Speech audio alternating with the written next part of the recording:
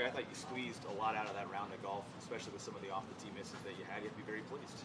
Yeah, I am.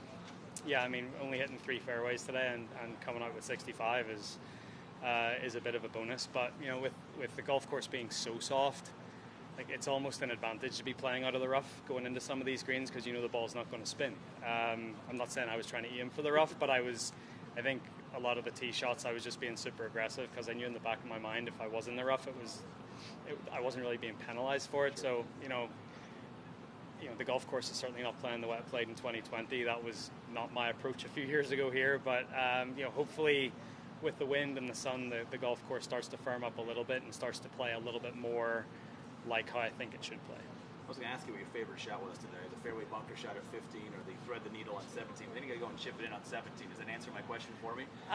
No, I think I hit it over the back of the green on the third hole. I got a flyer and I had a great pitch shot from over the back of the green there. That was probably for me the best shot of the day.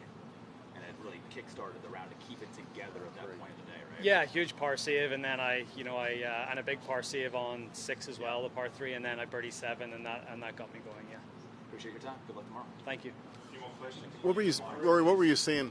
What did you have on 17 out of the rough? What kind of window? What kind of was it? The window was okay. It was more. There was a couple of branches above the window I was looking at, and I was like, if it hits those, it's just going to drop down, sort of near that front left bunker, and I'll have a decent angle down the green, and most likely have at least a 10-footer or less to save par. So. It was a bit of a hit and a hope. I mean, I'm just trying to thread that needle and hit it straight at the 17 sign. But, it was just one of those. It was either sort of chip it out or try to take it on. And, I mean, it's only Thursday. I thought, what the heck, I'll take it on and see what happens. What club is it? 7-iron. Do you? How many times a year do you hit your driver with impunity where you don't worry about trying to... I realize you're trying to hit the fairway today, but that you were aggressive enough. You didn't necessarily care. Yeah, I didn't. Not that I didn't care, but it was more. It's a nice comfort blanket to have, I guess, to swing a little harder at it. Yeah, I wouldn't say there's many.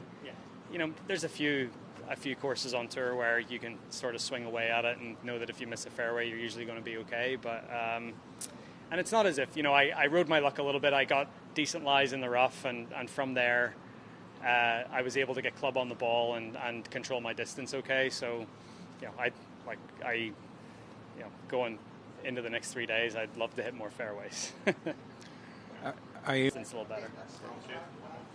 And then playing with Lucas Glover, how would you contextualize what he's done the last couple of weeks and how impressive that is? Yeah, it's been unbelievable. I saw a thing from Data Golf a couple days ago where I think he's like the 9th best ball striker in the ShotLink era from like 2004. So, we know he's got the tools from tee to green. It was just a matter of him trying to figure out how to get the ball in the hole. And, using this long putter, he's certainly started to figure it out. So, yeah, it's great to see.